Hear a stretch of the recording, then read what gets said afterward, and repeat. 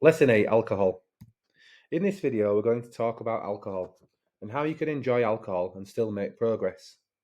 So, if you remember from our calorie video, alcohol gives us about 7 calories per gram, which is almost as much as fat and almost double the amount of calories that we get from protein and carbs. And while we can definitely enjoy it as part of our daily calorie budget, it's important to understand how it can have a negative effect on our results.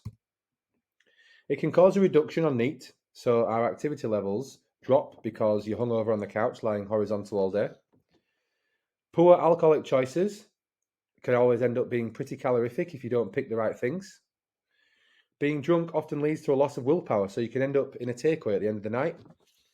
And alcohol can have a real detrimental effect on your quality of sleep.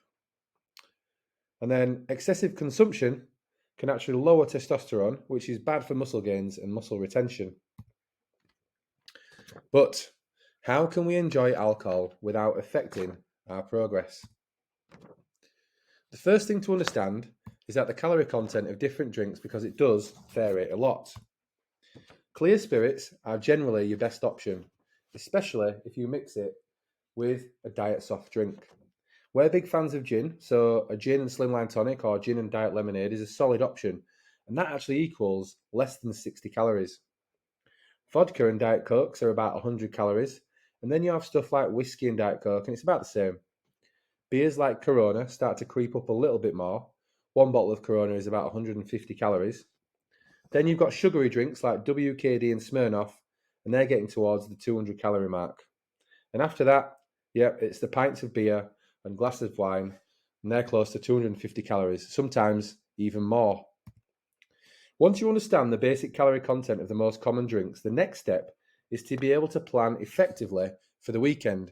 So we have a really easy process for being able to enjoy a night out without it affecting your results.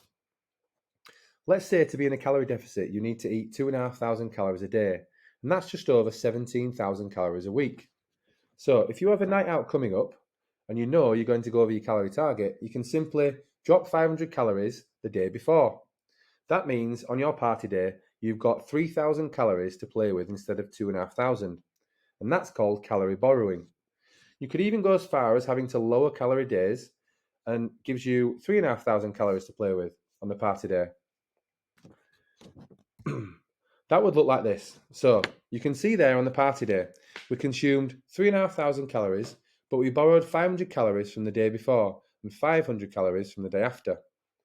So our calorie total for the week was still 17,500, meaning that we're still in a calorie deficit for the week and still on track to lose body fat.